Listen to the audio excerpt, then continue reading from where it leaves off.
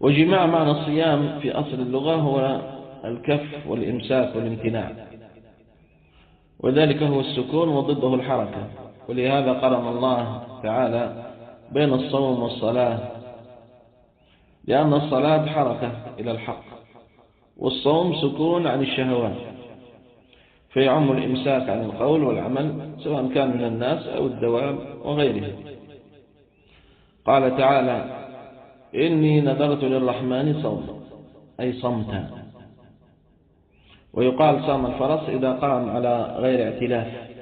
ويقال كذلك صيام الفرس هو إمساكه عن الصهيل، كما قال النابغة: خيل صيام وخيل غير صائمة.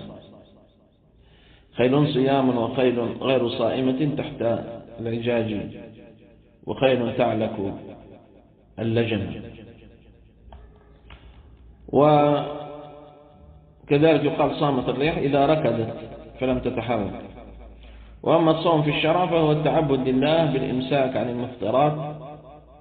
عن المفطرات من طلوع الفجر إلى غروب الشمس في زمن مخصوص بشرائط مخصوصة، فهو مأخوذ من معنى الصوم في اللغة، لكنه خص في الشرع والعرف الغالب ببعض أنواعه، وهو ما عبرنا عنه بالإمساك المخصوص، وهو الإمساك عن الأكل والشرب والجماع، وهذه هي أصول المفطرات.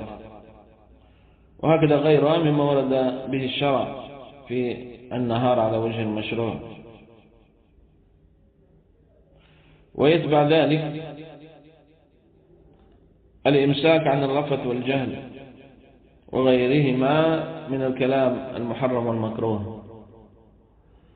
فأصول المفطرات هي الأكل والشرب والجماع، فيكون الإمساك عنها في النهار على الوجه المشروع.